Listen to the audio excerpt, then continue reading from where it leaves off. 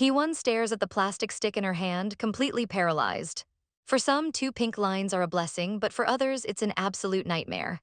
She grips the edge of her vanity, feeling the room spin as she tries to process the impossible.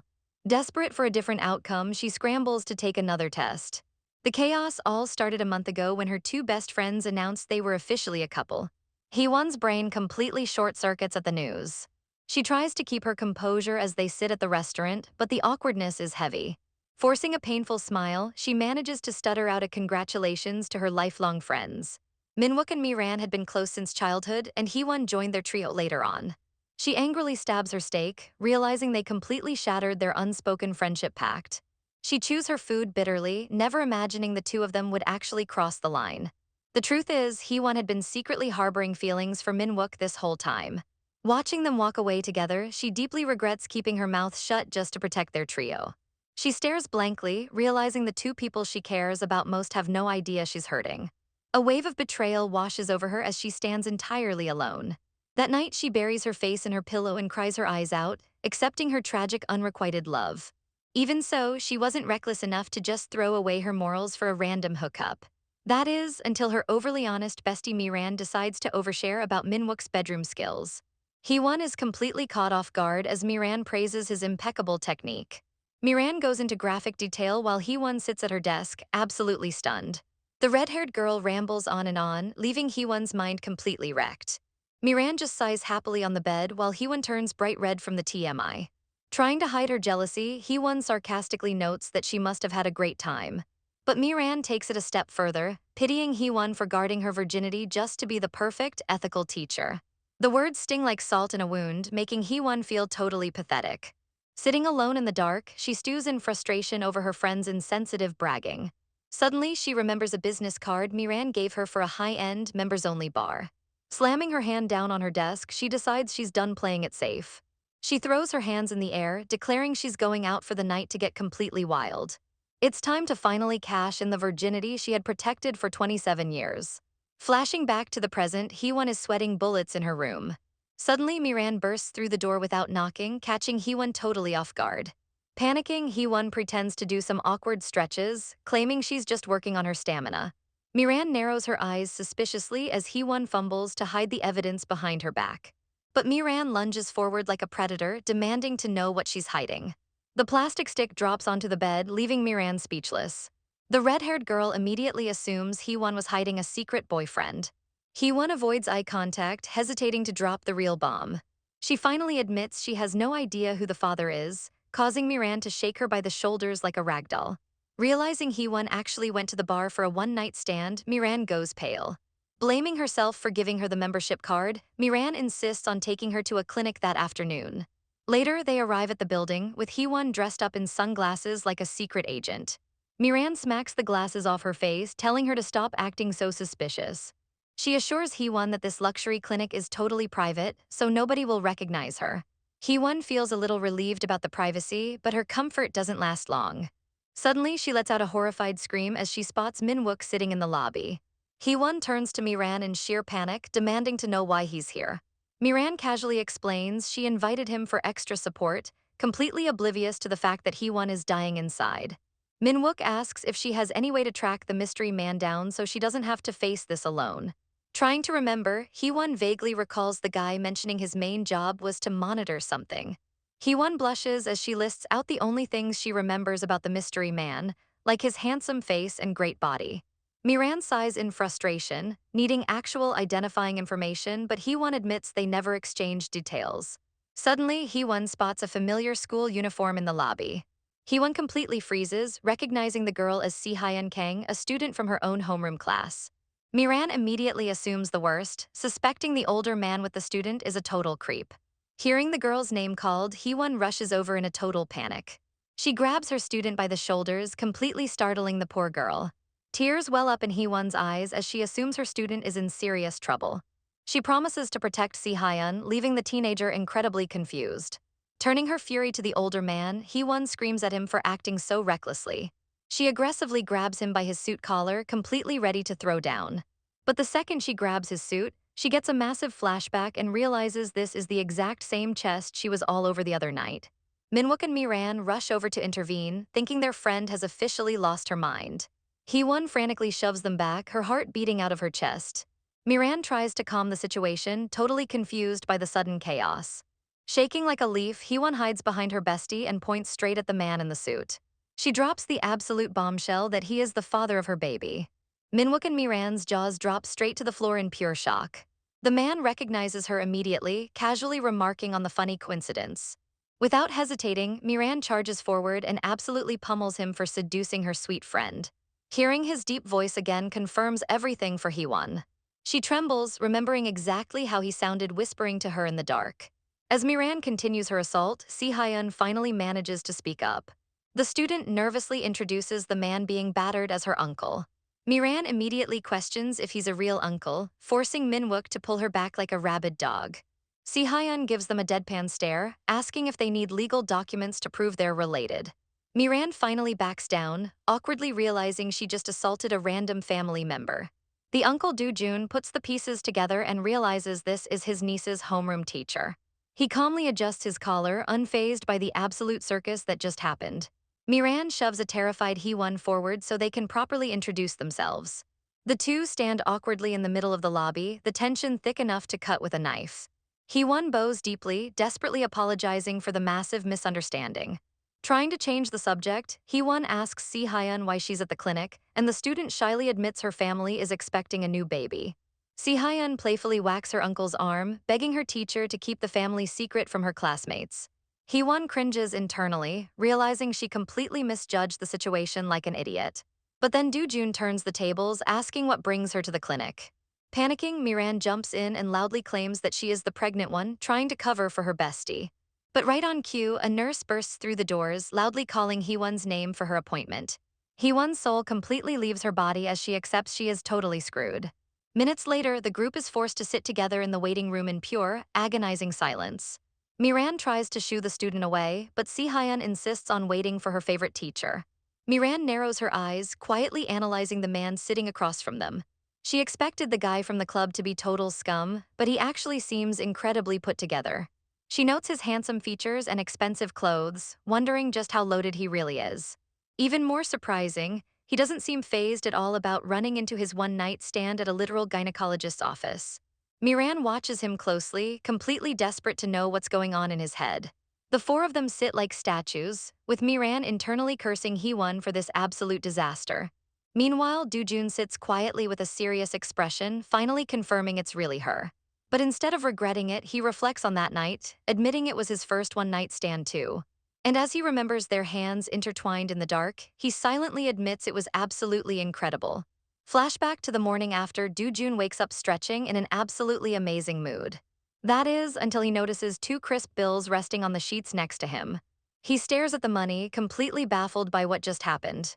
At first, he just laughs out of pure disbelief, but then a heavy wave of anger hits him. Remembering how shy she was in his arms, he can't believe she just dropped some cash and bolted. He covers his face, absolutely humiliated that he just got treated like a literal male escort. After that night, he spent weeks desperately trying to track her down. But the mystery woman had completely vanished into thin air.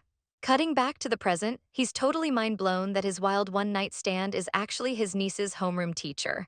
Looking at the trio, he easily deduces that the guy sitting next to her definitely isn't her husband. He narrows his eyes, wondering what could possibly bring her to a gynecologist. Meanwhile, inside the office, the doctor officially drops the bomb: Hee-won is 6 weeks pregnant. The doctor immediately starts judging her, asking why her husband didn't come to the appointment.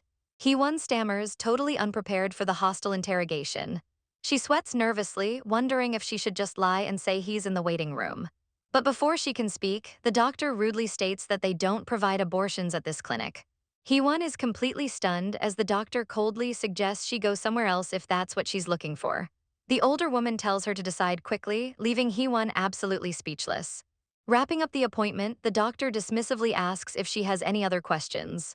But Hee-won finally snaps, calling the doctor out for her terrible bedside manner. She sits up straight, admitting that while getting pregnant out of wedlock isn't ideal. A doctor whose job is to bring life into the world shouldn't act so heartless.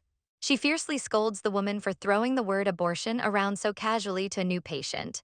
Leaning forward, Hee-won makes it crystal clear that this is a child inside of her. She firmly states that even if she isn't ready for a baby, the doctor has no right to disrespect this new life.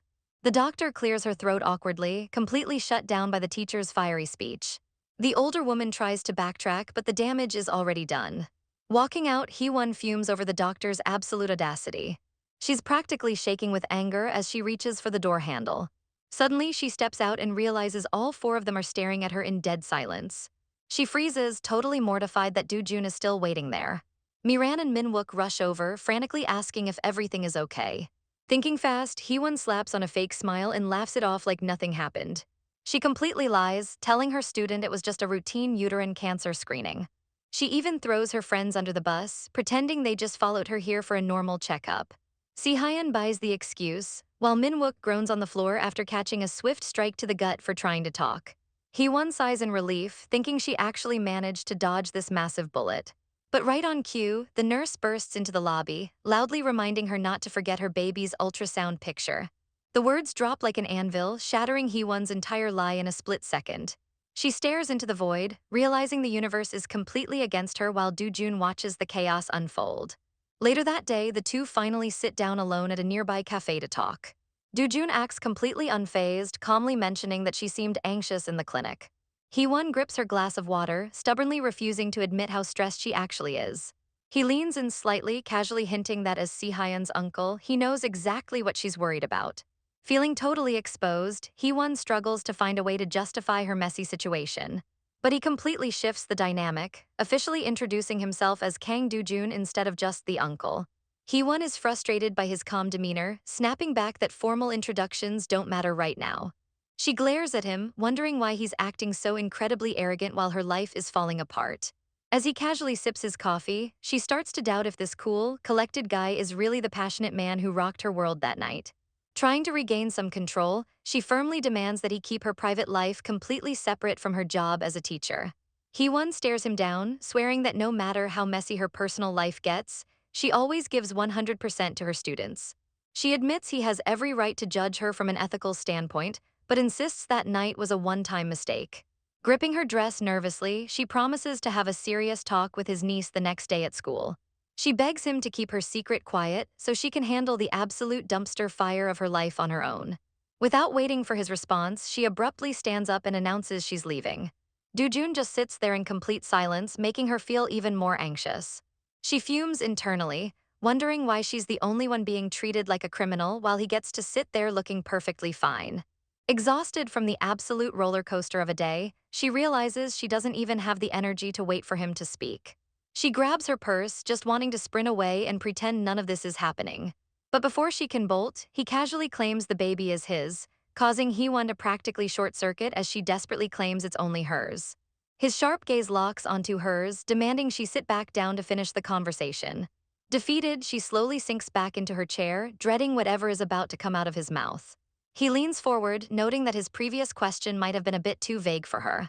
Staring right through her, he asks point-blank, is he the father of her baby? She immediately denies it, acting baffled as to why he would even assume such a thing. She tries to brush off their encounter as just a random, meaningless night.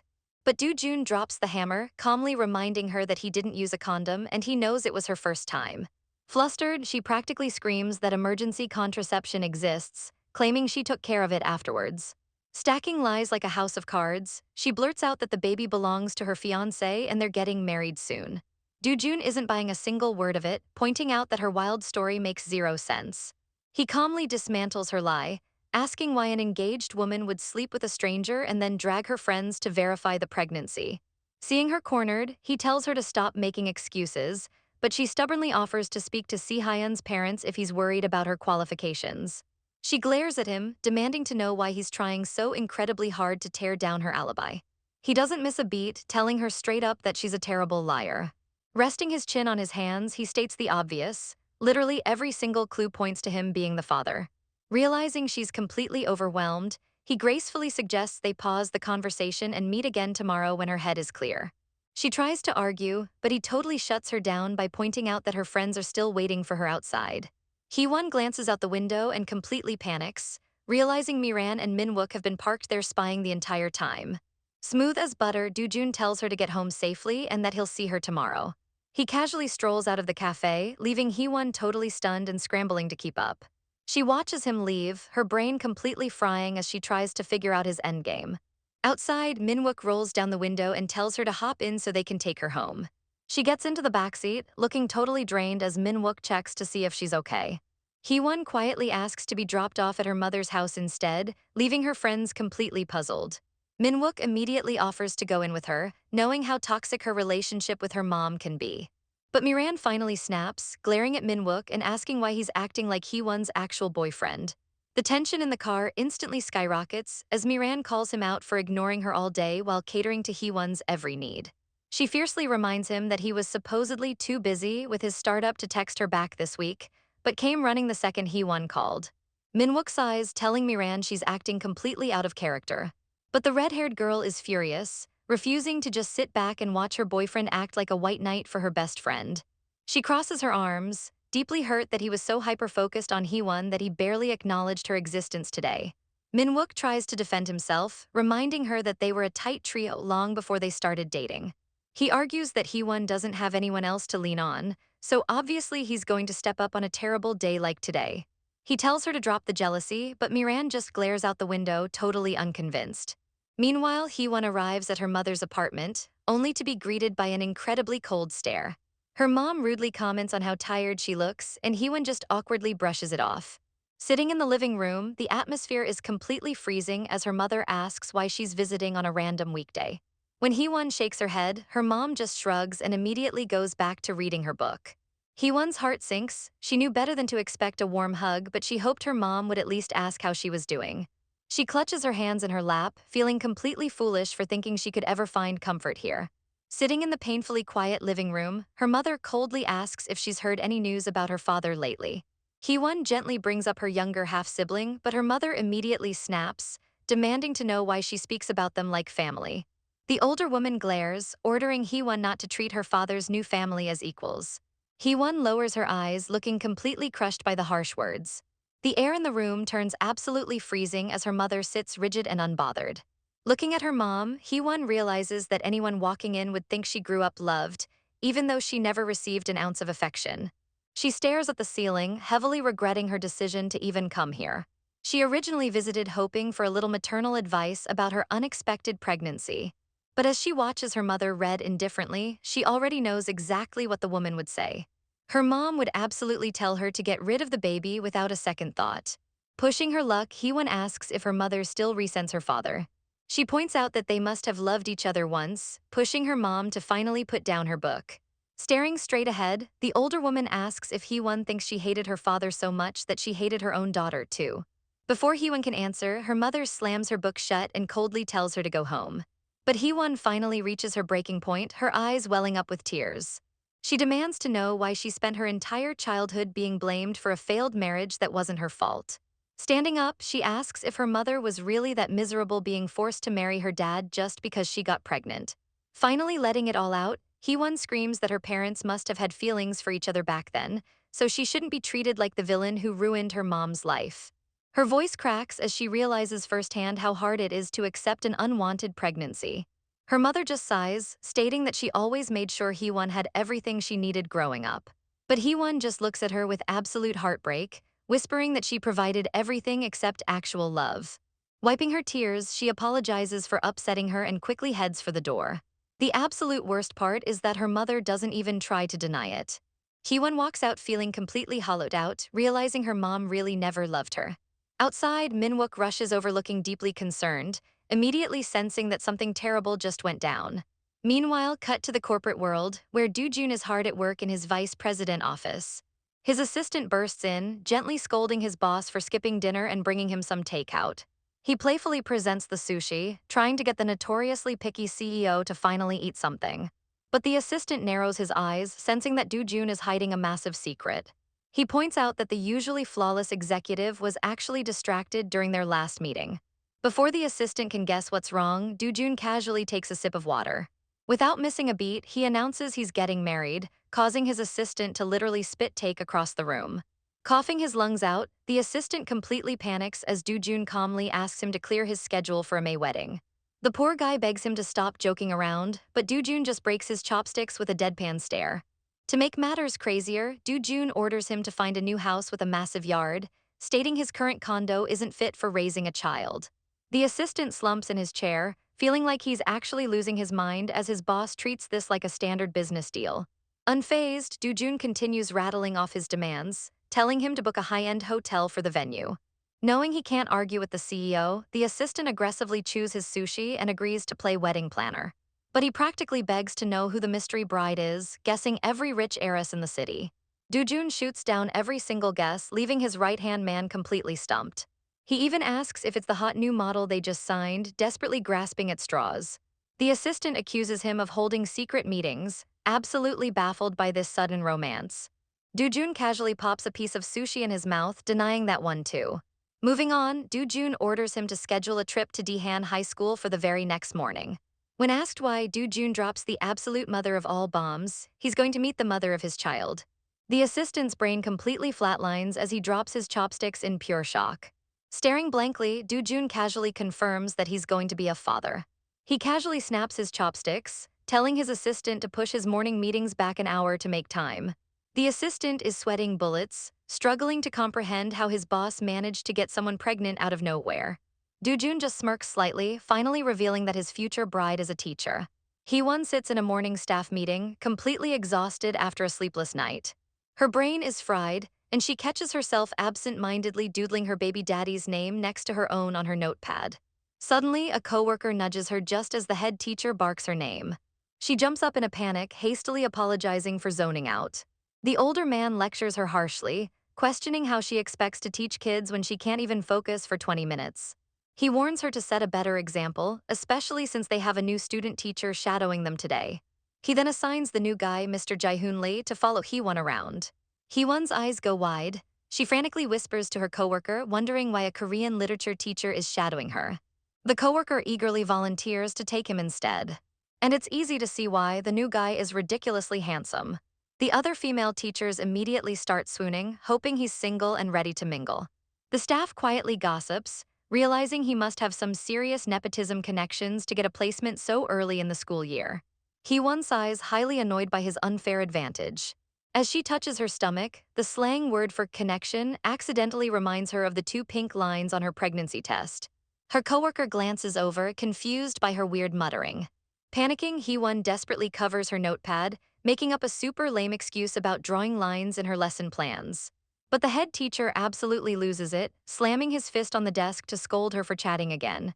He quickly wraps up the meeting, mandating that everyone attend a staff dinner that night. Once the room clears out, someone taps on Hee-won's desk, calling her senior.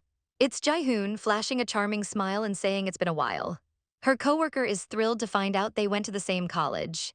The starry-eyed teacher immediately begs Hee-won to set them up. But Hee-won's gaze turns ice cold as she warns her coworker not to fall for him. In her head, she remembers exactly what kind of sleazy playboy he really is. Later, as they walk down the hall alone, Jae-hoon smoothly calls their reunion a nice coincidence. He claims he missed her, but she just glares back with pure disgust. She strictly tells him to keep it professional and address her as Ms. Jang. She also warns him to keep his distance from the students, especially the girls. Instead of taking her seriously, he just laughs, assuming she's still jealous over their past. Hee-won physically trembles, resisting the urge to smack that smug look right off his face. She glares daggers at him, realizing the punk hasn't matured a single bit. Flashing back to her 3rd year of college, we see how their messy history started. Even as a freshman, Jae-hoon was incredibly popular for his brains, wealth, and looks. He always had a crowd around him, but Hee-won genuinely couldn't care less. Since they shared a liberal arts class, he eventually offered to buy her lunch. He claimed it was just a thank you for lending him a pen, so she casually agreed. They ate together exactly once, and that was the entire extent of their relationship. He stopped showing up to lectures after that, and she completely forgot he existed. That is, until random girls started bawling their eyes out to Hee-won, begging her to let Jae-hoon go. It kept happening over and over, with Hee-won pulling her hair out trying to explain she barely knew the guy. Fed up with the drama, she finally tracked him down to set the record straight. Out on the campus green, she demands to know why he's using her name to dump his girlfriends. He just laughs, admitting he picked her because she seemed too chill to care about the rumors. He arrogantly complains that women are annoying and clingy, so he needed a fake excuse to shake them off. Then the absolute narcissist actually asks if she confronted him because she has a crush on him too. Hee-won stands there completely dumbfounded by his delusion. Suddenly, her bestie Miran flies in out of nowhere and completely clocks him in the jaw. Miran unleashes an ungodly string of censored curses, letting him know exactly what kind of trash he is. Not holding back, Hee-won joins the brawl, stomping on the jerk while he's down. And that is the legendary story of how Hee-won and her best friend beat up the campus playboy on the school lawn. Despite the extremely public beatdown, the incident miraculously didn't escalate, and life simply moved on. Shortly after, Jae-hoon was shipped off to the military, and Hee-won happily graduated in peace. Back in the present, she glares at her new student teacher, silently cursing her absolute garbage luck. Putting on her best professional smile, she introduces the infamous playboy to her homeroom class. She runs through attendance, briefly checking in on Si-hyun, who quietly acknowledges her. Wrapping up, Hee-won coldly orders Jae-hoon to report to her office immediately after lunch. Out in the hallway, she dismissively tells him to go wander the campus since she has a free period. When he tries to hit her with a flirty senior, she immediately shuts it down, demanding he strictly call her Ms. Jang. Honestly, his arrogant disrespect just reminds her of Do-jun pulling the exact same power move yesterday. Strolling down the corridor, she randomly realizes Do-jun sounds dangerously close to Do-jul, the slang for two pink lines. Then it hits her, he boldly claimed they were meeting today but never actually set a time or place. She tries to picture his face, completely unaware that he's currently walking right down her hallway. She spots a tall man in a sharp suit up ahead, her heart doing a nervous flip. Realizing it's actually him, she lets out a startled squeak and absolutely blows past Jae-hoon like a track star. The student teacher is left totally bewildered as Hee-won sprints toward the chaotic situation. Up ahead, Do-jun is casually touring the school with the actual principal. Before anyone can even react, Hee-won lunges forward and practically snatches Do-jun's hand. The principal and Do-jun's assistant just stare in pure, unadulterated confusion. Dragging him around the corner, she furiously hisses at him, demanding to know why he showed up at her job. He calmly reminds her that they were supposed to meet, though he smoothly adds that he didn't come just to see her. Taking control of the situation, he looks down and politely asks her to release his hand. Mortified, she yanks her hand back like a hot potato, her face burning bright red. He casually asks if she's all right or if he needs to send someone to fetch her water. Seeing her panting, he lightly roasts her weak stamina, asking if she normally avoids exercise. Then, in a totally unexpected move, he gently reaches out and brushes a stray hair from her face. His gaze softens as he tells her she needs to take better care of herself and refrain from running around like that. Hee-won is completely caught off guard by the sudden tenderness. Snapping back to reality, she defensively tells him to leave her workplace so they can talk after hours. But his face turns dead serious as he admits he won't have time later, deciding to keep it short right now. Looking her dead in the eye, he flat out proposes marriage. Hee-won's brain completely short-circuits, asking him to repeat what he just casually dropped on her. She demands to know if he's lost his damn mind, but he calmly states that it's his duty and responsibility as a father. Fiercely protective, she fires back that it's not his baby, it's hers alone. Rubbing her temples, she tells him to call her tonight and turns away for 1 second, only to realize he vanished. Suddenly, she hears the principal's voice approaching, and sheer panic sets in since she's already on thin ice today. She frantically looks around, realizing she has absolutely nowhere to run. Knowing the head teacher will completely ruin her if she gets caught slacking off again, she braces for impact. She completely freezes as the principal rounds the corner with Do-jun right beside him. With zero time to think, Hee-won makes a completely reckless, split-second decision. She dives straight into Do-jun's chest, hiding her face in his suit to avoid being recognized. The principal stops in his tracks, utterly baffled by the random woman burying herself in his VIP guest. Do-jun looks totally surprised for a second, looking down at the teacher clinging to him for dear life. He lets out a soft, amused laugh, catching her by the shoulders before she can lose her balance. He smirks down at her, clearly enjoying her absolutely chaotic energy. Hee-won awkwardly pulls back, bowing frantically and thanking him with a painfully fake chuckle. Desperate to save face, she starts rapidly babbling fake directions to the middle school, pretending he's just a lost visitor she was helping. The principal stares at her like she's grown 3 heads, angrily asking what kind of nonsense she's spouting. He then turns and bows deeply to Do-jun, profusely apologizing for Ms. Jang's ignorance.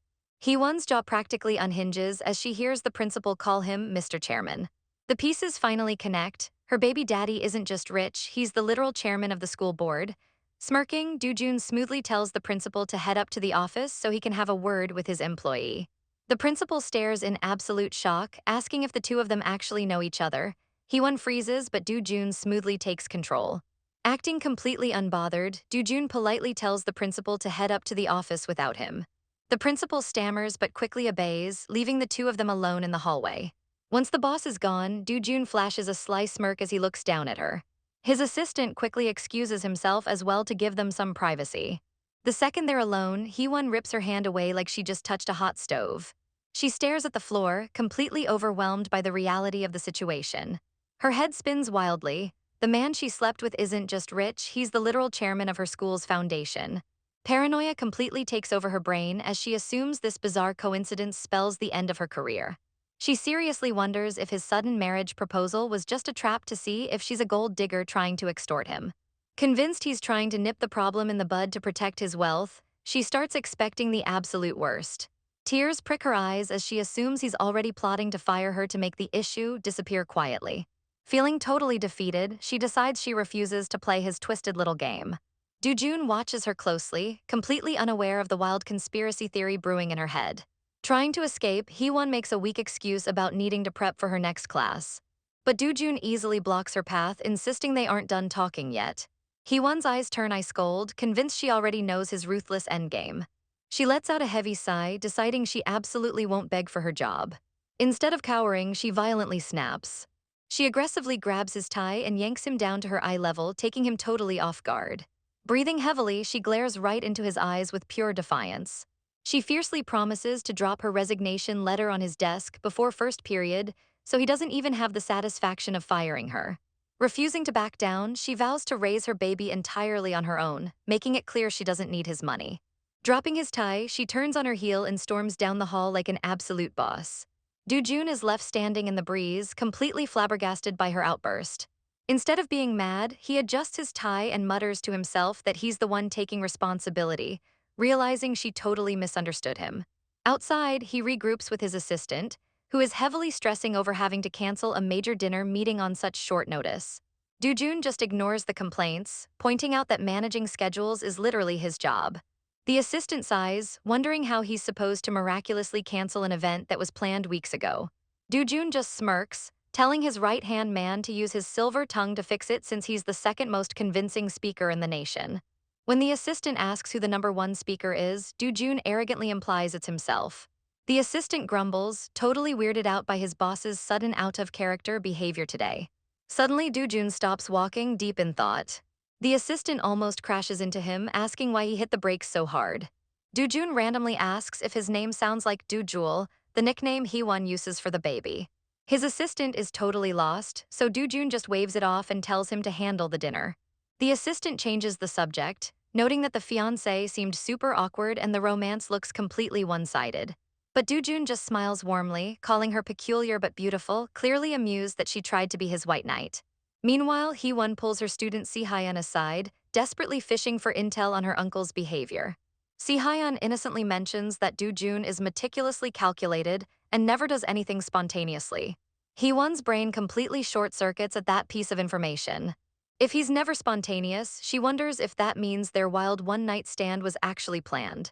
She hilariously imagines him systematically executing a hookup like a robot completing a reproduction protocol. Before she can spiral further, Si-hyun interrupts to share a massive family secret.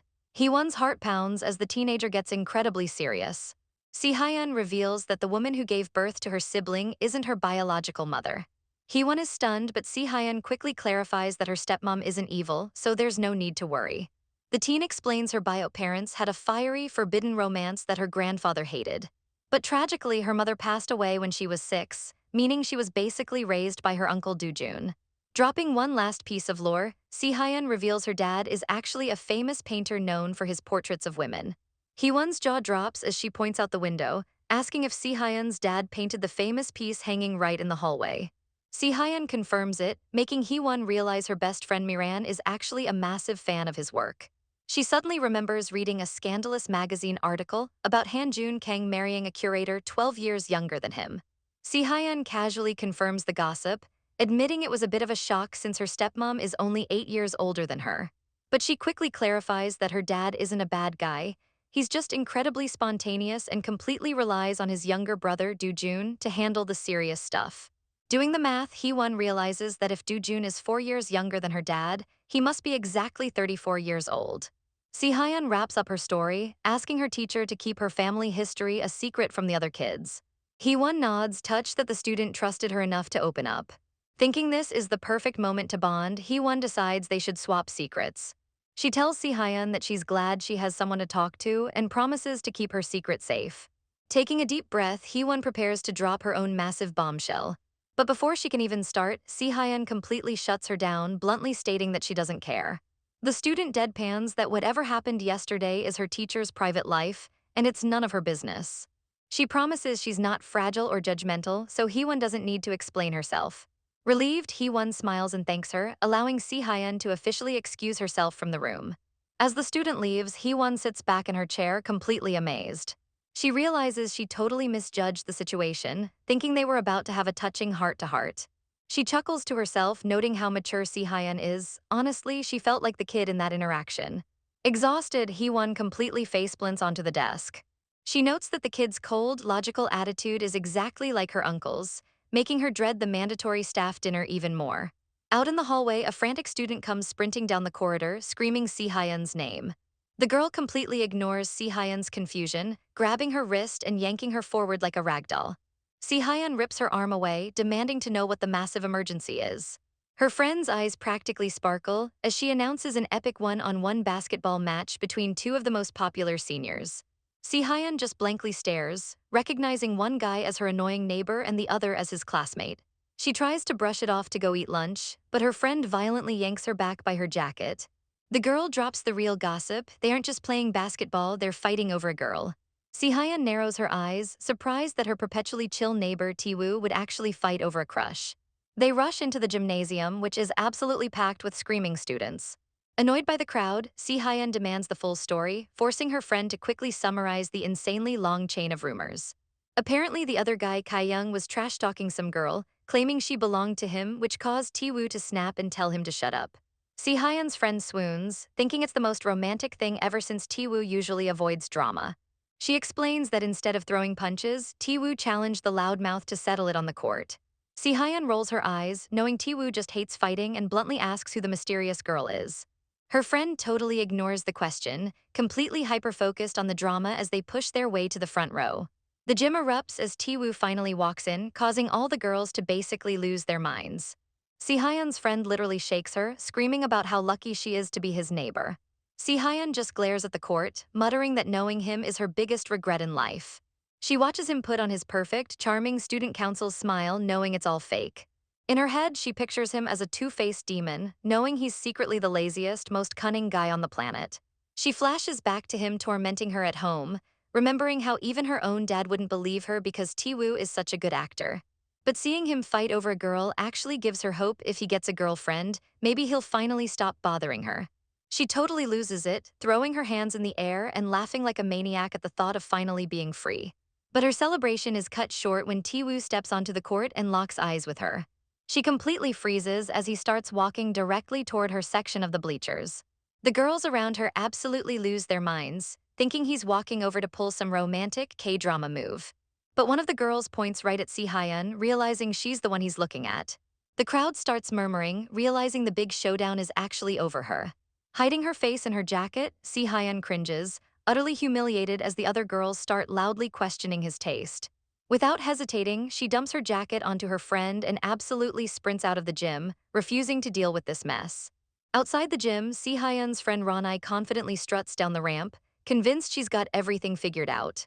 She assumes Taewoo only stepped up to play basketball because he heard the nasty rumors Kai-young was spreading about her. Completely blinded by her own delusion, she genuinely believes Taewoo fought for her just so he could be the only one allowed to tease her. Sighing over her seemingly complicated love life, Ranai decides the best way to get Taewoo off her back is to miraculously find him a girlfriend.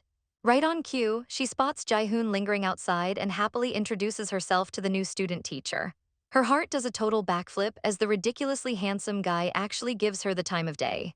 Jaehoon slyly notes her connection to Si-hyun, his Playboy radar instantly locking onto the potential drama. As she heads back inside, his sharp instincts tell him there's definitely some juicy gossip hiding between those two girls. With a devious glint in his eye, he decides he needs to find out exactly what they talked about. Back in the gym, Taewoo easily dominates the match, leaving Ranai cheering while Si-hyun looks like she'd rather be literally anywhere else. Cut to that evening, Hee-won and her coworker, Ms. Kim, arrive at a super fancy premium beef restaurant for the mandatory staff dinner. Ms. Kim excitedly whispers that the chairman might be footing the massive bill since he visited the campus today. Hee-won's stomach drops into her shoes as she realizes this means her baby daddy might actually be inside. They hurry to grab a table, completely unaware of the chaos about to unfold. Jae-hoon smoothly tries to slide into the seat next to Hee-won, claiming he's shy, but she instantly rejects him while Ms. Kim eagerly invites him over. Suddenly, Ms. Kim violently shakes Hee-won's arm, absolutely losing her mind because the chairman actually showed up. She urges Hee-won to sneak a peek, gushing over how unbelievably hot the billionaire is.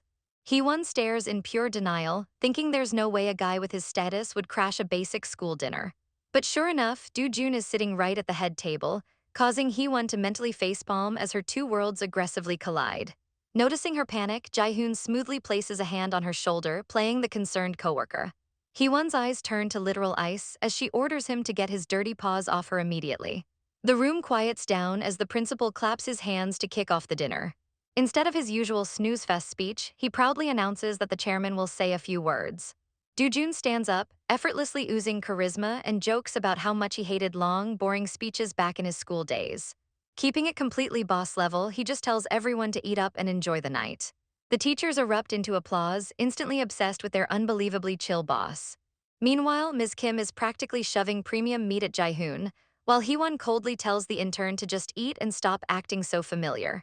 Up at the head table, the principal notices Do-jun isn't touching his food and keeps glaring toward the entrance. Do-jun casually nods toward Hee-won's table, asking if the guy sitting with them is a teacher too. The principal clarifies that the young guy is just a student teacher from the local university. Do-jun's eyes narrow into slits, silently wondering if his future bride prefers younger men. Trying to suck up, the clueless principal offers to call the kid over to their table.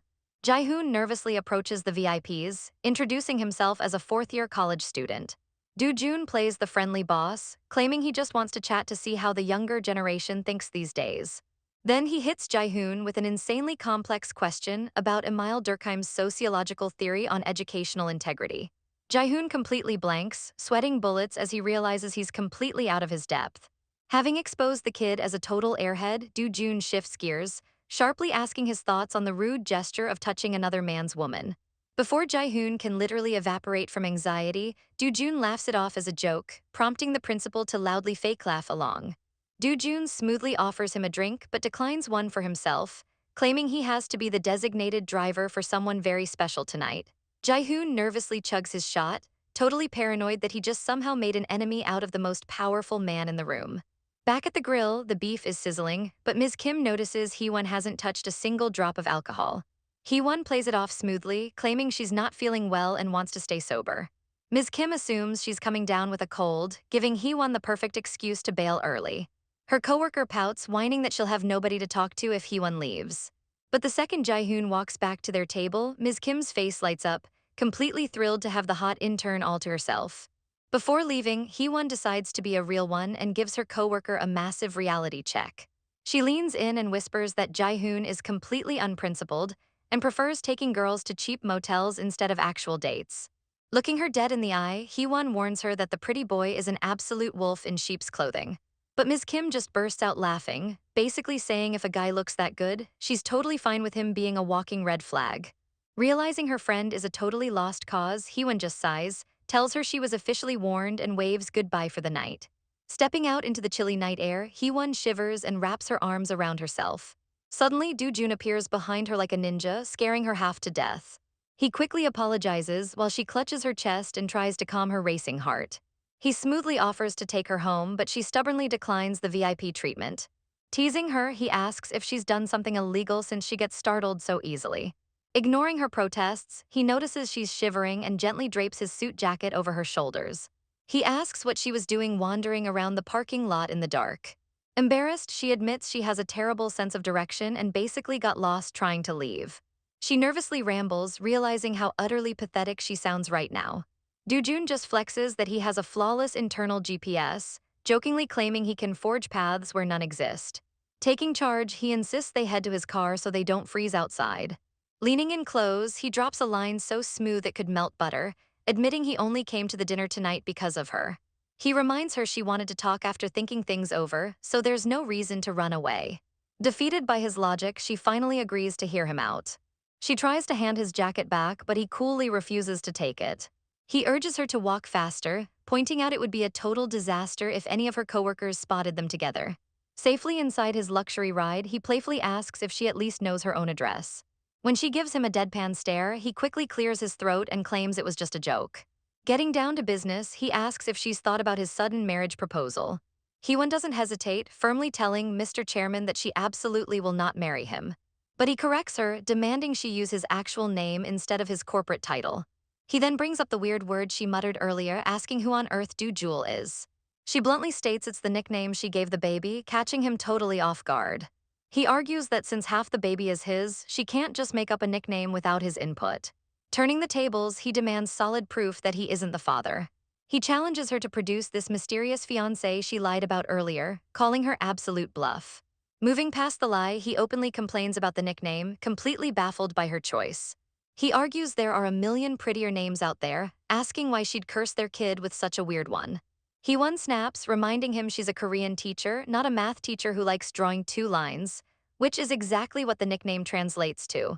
Glaring at him, she firmly declares the nickname stays, end of discussion. She internally rolls her eyes at his nitpicking, but he suddenly clears his throat. Completely shifting gears, he surrenders. He smirks, agreeing that Do-jul can be their baby's name. Hee-won goes full grammar nerd, frantically explaining that her use of the word our specifically excludes him as the listener. He just chuckles at her flustered rambling, fully claiming his spot as the baby daddy. Desperate to push him away, she asks if he views this as some weird reproduction science project. She insists she won't inconvenience his life by forcing him to take responsibility for one wild night. Do-jun shuts that down immediately, asking how marrying the mother of his child is an inconvenience. She reminds him she already rejected his proposal, acting completely stubborn. He turns to her, genuinely asking if she dislikes him that much. Flashing his confidence, he points out that absolutely nobody could hate a face and body like his. She argues that marriage requires more than physical attraction, insisting they know literally nothing about each other. Do-jun counters instantly, rattling off her exact reading habits, music tastes, and everything they discussed that night. Leaning closer, he adds that he also knows exactly where to touch her to get her riled up. Hee-won turns the color of a tomato, frantically waving her hands and begging him to skip the spicy details. He playfully notes that it was the topic they spent the most time on and he highly enjoyed it. Blushing furiously, she backtracks and says they just don't know enough to tie the knot. He smoothly suggests they start getting to know each other, building off that one particular topic they're already so good at. But Hee-won looks away, her expression turning somber. She quietly shuts down his flirting, stating that a family should be built on love, and right now, neither of them loves the other. Sitting in the car, Hee-won tries to act tough, claiming her feelings will just fade away. She looks completely resolute, ready to shut everything down. But the CEO casually drops a bomb, asking her out on a date for the very next afternoon. Flustered, she immediately backpedals, making up an excuse about hanging out with friends. He smoothly counters, offering to bring them along. He calmly points out that since they've already spent the night together and he's proposed, going on a date first is the logical next step. She flat out rejects him without skipping a beat. The CEO doesn't back down, calling her completely irresponsible. He explains that if she didn't have his baby, he'd respect her boundaries, but right now, she's putting zero effort into their situation. He wants their child to grow up in a happy, married home, reminding her that she always wanted to marry for love. He suggests they start seeing each other frequently just to test the waters. To him, going on a date is the absolute bare minimum they can do for their kid. Realizing she's cornered by his bulletproof logic, she sighs like a defeated final boss and finally gives in. But she throws up a quick shield, warning him that one date doesn't mean she's accepting his proposal. The CEO just hits her with a sly smirk, totally satisfied with his minor victory. Inside, she can't help but realize he's the kind of guy who always gets exactly what he wants. Meanwhile, back at the apartment, Miran hears the door beep and gets hyped, yelling that she figured out the baby daddy's identity. Hee-won walks in dragging Minwook, who looks like a wet puppy after being left outside crying. Miran pauses, telling the pouting guy to just come inside. She immediately shoves the drama aside, rushing Hee-won to the couch to drop some massive gossip. Miran spills the tea, revealing the baby daddy is actually the insanely powerful vice president of the Daehan Group. She explains that her dad introduced them at a high society charity event last year. She connects the dots, realizing it was New Year's Eve, the exact night Hee-won bilayed on her. Minwook looks totally betrayed, assuming she ditched him for another guy, while Miran nervously laughs, covering for her friend. Sick of the chatter, Minwook cuts in and demands to speak with Miran alone. The two step into a bedroom, the tension instantly shifting. He immediately apologizes for lying about New Year's Eve, admitting he actually wanted to spend it with her. Miran sits down, brushing it off and saying she knows how pushy his dad can be. But she looks down, admitting she wants to talk about their fight from yesterday instead. Minwook sits beside her, explaining that he and Hee-won basically grew up together. He tells her how their moms are super close, so they spent their entire childhoods side by side. He solemnly recalls the very first time Hee-won came over to his house. As a little kid, she looked completely broken, asking if her mom had abandoned her. He admits those dark words stuck with him, making him understand her pain deeply. He reassures Miran that he only sees Hee-won as family, treating her like a sister. He explains that looking out for her is just a deeply ingrained habit, holding zero romantic weight. But then he hits Miran with the ultimate green flag, promising to completely fix that habit if it hurts her. Miran's eyes go wide at his sudden shift in tone. Looking dead serious, he confesses that he must be insanely in love with her. As Miran turns bright red, he admits he's been so distracted by their fight that his whole business is on the verge of tanking. He even jokes that he'd probably get murdered if certain people knew he spent all day pining outside her door. Flustered and trying to act tough, she calls him a meanie and tells him to drop dead. With a soft smile, he asks if she's finally done being mad. Without warning, he grabs her face and announces he's going in for a kiss, making her panic since her friend is literally in the next room. He leans in inches from her lips, whispering that this is exactly why they have to keep it brief. He instantly pushes her back onto the bed, completely ignoring the rules. A little while later, Hee-won walks in and catches them looking like absolute messes, totally bewildered by the sudden shift. Fast forward to the next day, the CEO arrives for the date and asks where her friends are, but she just cringes, calling them too weird to bring. A flashback shows Miran and Minwook staring at her like absolute hawks. They had listened intently at the kitchen table as she broke down every crazy detail of the pregnancy and the proposal. Processing it all, Miran looks totally impressed, admitting the CEO sounds like an absolute catch. In the kitchen, Miran points out that there aren't many highly accomplished men who would step up to take responsibility like the CEO. Minwook listens, looking a bit skeptical. His eyes go dark as he declares they need to launch a full investigation. Miran totally agrees, matching his shady energy. Cut to the date, Hee-won sweats nervously, asking her friends what they mean by investigate as they just chuckle like cartoon villains. She's totally embarrassed because her friends are tailing her while standing a foot away, dressed like budget secret agents with caps, sunglasses, and a newspaper. Trying to ignore them, she looks at the CEO, internally admitting that his casual denim jacket actually suits him really well. He casually mentions that he carefully picked his outfit to look a bit younger, smirking as he assumes he nailed the aesthetic. Hee-won laughs awkwardly, worrying she was staring too long before he suddenly asks for her exact age. She tells him she's 27 and he repeats the number, clearly doing the math in his head. He admits he already knew her age because his niece, Si-hyun, dropped the info. When Hee-won asks if he was investigating her, he smoothly denies it, explaining the topic just came up naturally when discussing Si-hyun's parents. He casually adds that Si-hyun's dad is actually his older brother. Without warning, he steps closer, pointing out that the whole point of a date is to close the physical gap between them. Riding that momentum, he suggests they drop the formal speech, telling her she can act however she wants around him. Surprised, she awkwardly agrees and tests the waters by using his first name. He immediately flinches, making her panic. She stammers, reminding him he just said she could do what she wanted, then wonders if she moved too fast. Recovering his cool, he tells her she can totally drop the honorifics. But she fiercely shoots that down, waving her hands and declaring she'll just stick to calling him Mr. Kang. In her head, she cringes hard at the idea of calling this literal corporate boss, Oppa, finding it way too awkward. He just accepts her boundary. As they stroll through the movie theater lobby, he suddenly tells her to stop. He turns directly to her undercover friends standing nearby and addresses them point blank. The duo freezes as he politely invites them to join the movie. Realizing they've been busted, Miran and Minwook panic and bolt in the opposite direction. Hee-won just facepalms, wondering why they even bothered tailing them. Minwook awkwardly waves goodbye while an employee approaches the CEO to let him know the theater is ready. Walking into the completely empty theater, she asks if he seriously bought out all the seats. He calmly says no. Confused, she asks where everyone is. He drops the ultimate flex, casually stating he just told the manager to clear the room for 3 hours. Hee-won suddenly remembers that his conglomerate actually owns this specific theater chain. She realizes rich people operate on a completely different planet, feeling like the gap between them just got insanely wider. Taking their seats, he asks if she has a movie preference, but she tells him he can pick. He checks on her comfort and explains he ordered a healthy fruit smoothie and regular popcorn instead of junk food. She politely thanks him for the effort. Suddenly, Minwook pops up from the row behind them like a jump scare, whispering that Hee-won actually likes cheese popcorn. The CEO turns around completely unfazed as Minwook adds that she also prefers mango over strawberry. The CEO takes mental notes while Hee-won frantically tries to shoo Minwook away, insisting the current snacks are fine. Minwook goes into full lecture mode, telling the CEO that these little details matter when getting to know someone. He warns that missing the small stuff can cause massive rifts in a relationship, leaving Hee-won totally mortified. The CEO closes his eyes and calmly calls Minwook out by name. Back in their own seats, Miran scolds Minwook for eating too much popcorn, and he finally backs off, agreeing that Hee-won is a big girl who can handle herself.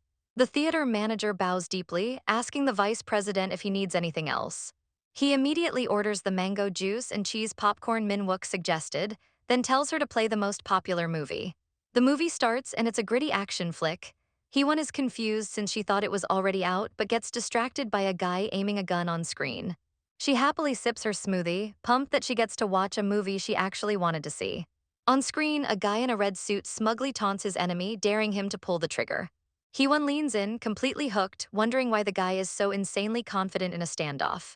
The opponent cocks the gun and says his final goodbye, making Hee-won gasp in anticipation. Right as the gun fires, a large hand slaps over her eyes. The CEO blocks her vision like a pop-up ad. She swats him away, yelling in protest. He justifies it, claiming he picked the wrong movie and it's too brutal for a pregnant woman. He points out the R rating, arguing that while she might be okay, the violence is terrible for their unborn baby's development. As he keeps rambling about the violence, Hee-won just glares at him, completely unamused by his overprotective dad mode.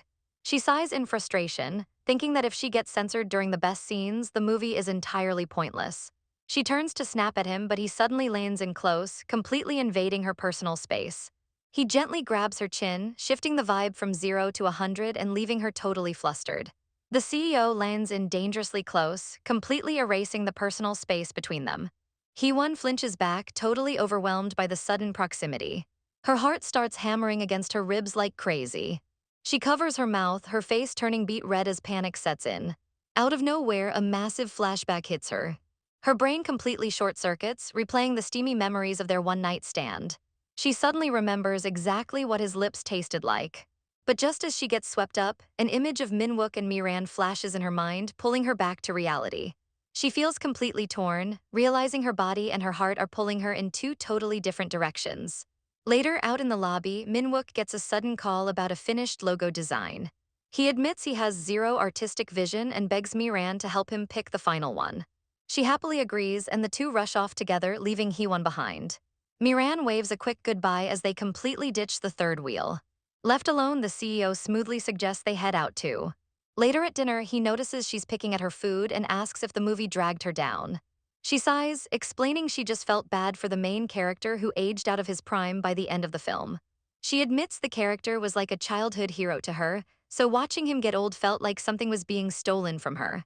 Without missing a beat, the CEO shoots his shot, smoothly offering to be her new hero. Hee-won gets completely flustered, jokingly asking if he plans on doing mountain sprints to prove it, begging him to stop teasing her. But the playful vibe suddenly vanishes as he sets his cup down. He locks eyes with her and drops a heavy question about Minwook. He cuts right to the chase, bluntly asking if she has feelings for him. Hee-won completely freezes, wondering where this interrogation is coming from. He clarifies, asking if she likes him romantically as a man. Sweating, she tries to explain that Minwook and Miran are together, but he immediately shuts her down. He states coldly that it literally does not matter who she used to like. He goes full corporate mode, reminding her that they are adults trying to build a family, and he fully plans on giving it 100%. He tells her he expects the exact same effort from her end. Laying down the law, he demands they meet at least 4 times a week to make this work. She nods, internally sweating at how robotic and matter-of-fact he sounds. She realizes he's not actually asking for her opinion, he's just dictating the terms like a boss giving orders. She stares at him, wondering which version of this guy is actually the real him. Deciding not to back down, she asks if she can throw out one more question. She looks him dead in the eye and asks if he only slept with her to get revenge on Minwook. He looks completely unfazed, asking if that detail is even relevant.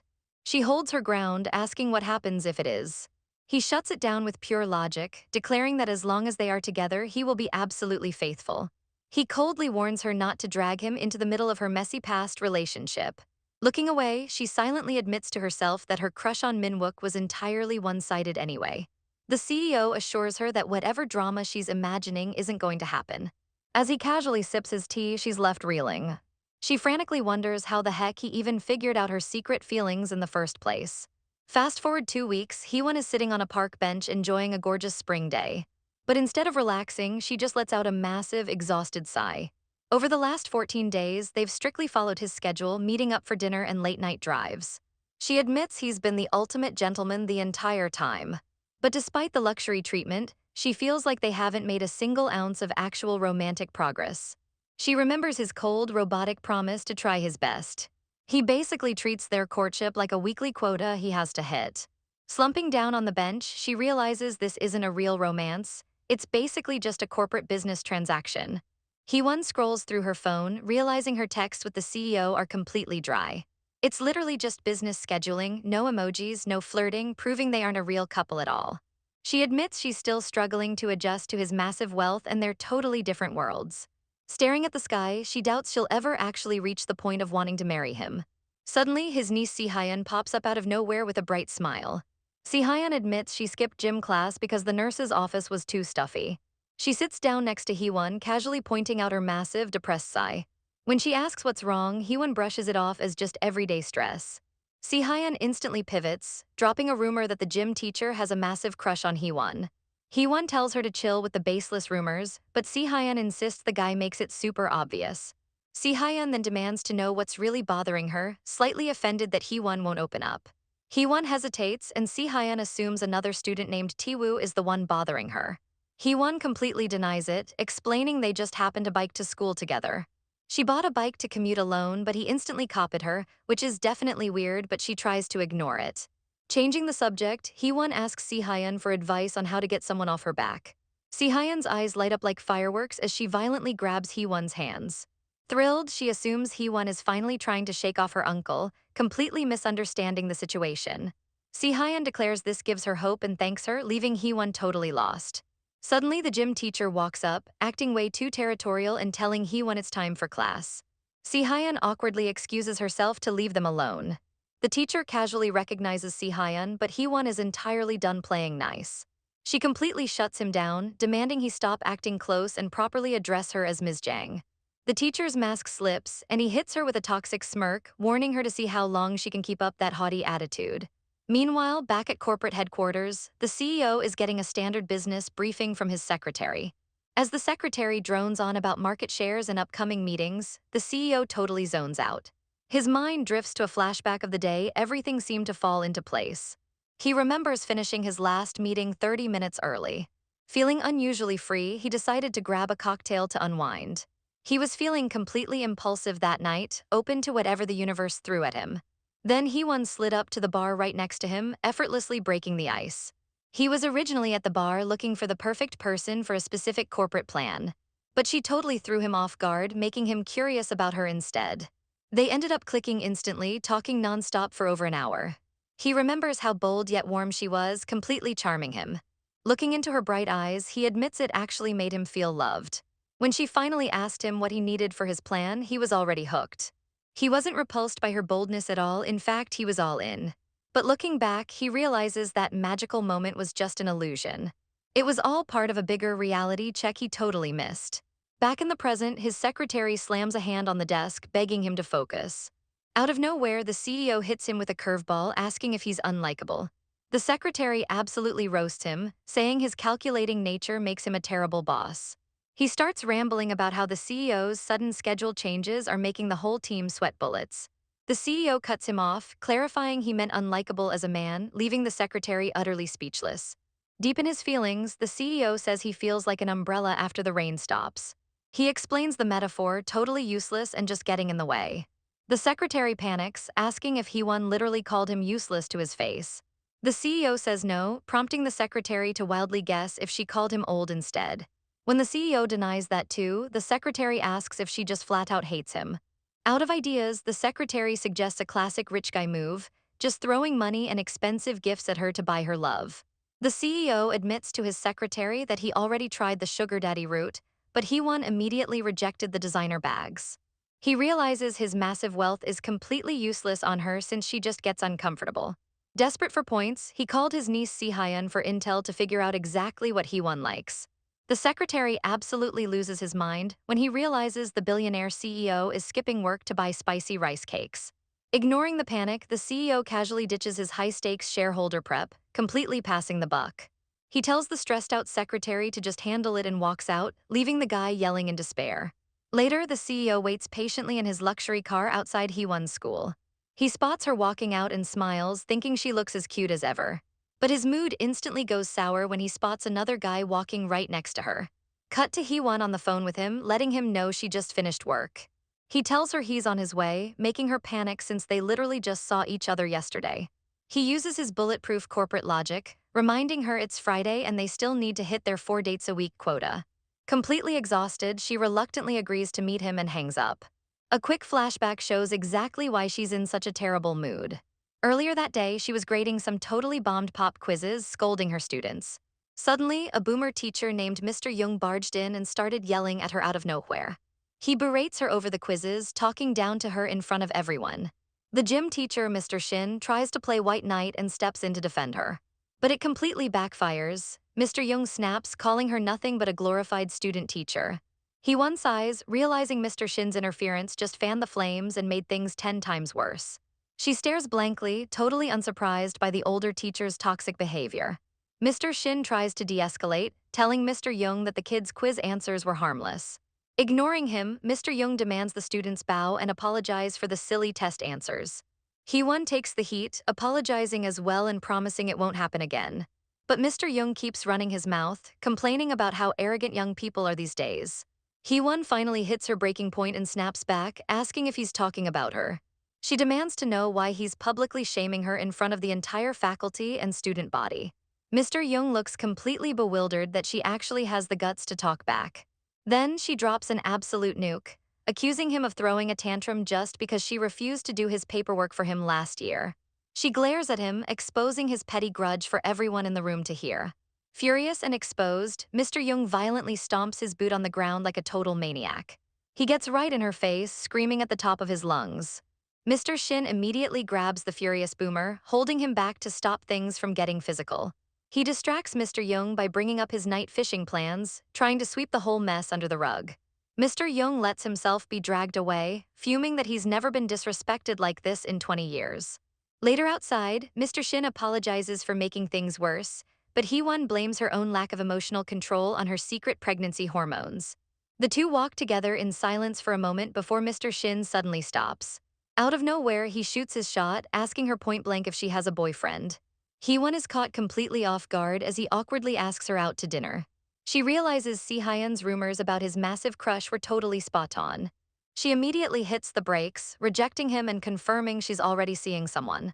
Just as she tries to make a graceful exit, the situation goes from awkward to absolute chaos. The CEO dramatically rolls up in his BMW, shouting her name like he's the main character of a soap opera. Mr. Shin's jaw drops as he instantly recognizes the insanely wealthy chairman.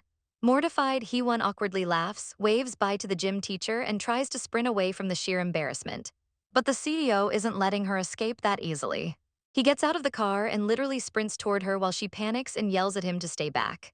They clash in a ridiculous slow-motion K-drama embrace, complete with imaginary flowers. He catches her completely bewildered, scolding her for doing reckless cardio while pregnant. Tears of absolute embarrassment stream down her face as she begs him to let go. He complies, but immediately glares over her shoulder, ready to size up his competition. Hee-won completely loses it, screaming at the CEO for calling her name and waving in front of the whole school. He apologizes, genuinely admitting he didn't think about the optics. She practically sobs, wondering how a literal billionaire could be so clueless. Safe in the car, she gets petty, asking if the Economy magazine completely over-exaggerated his intelligence. She mocks the article, quoting how it called him sharp with an exceptional mind. Unbothered, he smirks and asks if she's been secretly Googling him. She blushes and instantly denies it. He immediately flips the script, interrogating her about the guy she was just walking with, noting they looked way too friendly. She totally downplays it, explaining the gym teacher just asked if she had a boyfriend and she told him she was seeing someone. The CEO's jealousy spikes, demanding to know why the guy was specifically asking her. She just shrugs, refusing to entertain it. Getting defensive, she huffs and points out that she's not so ugly that men would completely ignore her. He looks at her deadpan and says he already knows that. He smooth talks her, pointing out that her charm is exactly how he ended up completely hooked in this situation. He reminds her she promised to stay committed while deciding on marriage.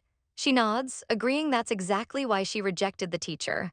He lets out a heavy sigh, unbuckling his seatbelt as the reality of her seeing someone excuse sinks in. She clicks her seatbelt and asks where they're heading. He looks dead ahead and casually declares they are going to eat spicy rice cakes. The luxury BMW peels out of the school zone, while Hee-won sits there totally bewildered by the sudden craving. Meanwhile, back in the schoolyard, some students are bickering about a recent math test. Si-hyun scolds her friend Ranai for purposely writing dumb answers just to piss off the teacher. Suddenly, a squad of girls stampedes over, completely hyperventilating over a massive rumor that Ms. Jang was just caught in some rich dude's arms. The girls circle up like absolute gossip gremlins, demanding every single juicy detail. Other students are already chattering about it at the gate, wishing they had front row seats to the drama. The sketchy student teacher, Mr. Lee, watches the crowd, his eyes practically glowing with bad intentions. He acts super sweet, telling the girls to head home and have a great weekend. He gives Si-hyun a sparkly look, but she immediately snatches Ranai's wrist to bolt. Ranai gets dragged away like a literal ragdoll, yelling out to the teacher as they dip. They pause and Mr. Lee approaches, pretending to be humble while Ranai thanks him for standing up for Ms. Jang earlier. He offers to buy them spicy rice cakes to cheer them up. Ranai is pumped, but Si-hyun coldly rejects him. Ranai whines, but then goes pale, realizing she left her precious test papers inside the classroom. She zooms back into the building like the Flash, leaving Si-hyun completely stranded. Si-hyun sighs heavily at her friend's chaotic energy while Mr. Lee silently watches her. The vibe gets instantly awkward. Si-hyun internally debates if she should just walk away. Mr. Lee breaks the silence, smoothly noting that Si-hyun seems oddly close with Ms. Jang. Si-hyun lies through her teeth, claiming they went to the same college and are super tight to cover for her uncle. Mr. Lee internally smirks, realizing this naive kid is a total goldmine for information. He decides to cast out a little bait just to see if she bites. He puts on a fake sympathetic face, telling Si-hyun to help Ms. Jang because she's been having a hard time lately. Si-hyun totally falls for it, gasping and asking if he knows the secret too. His villain smile almost breaks through as he plays along, asking if Ms. Jang told her the news. Si-hyun accidentally drops an absolute nuke, revealing she ran into her at the OBGYN. She then asks if Mr. Lee is the secret boyfriend. He awkwardly laughs, completely baffled and quickly denying it. He covers his tracks, saying they rely on each other, but it's strictly platonic.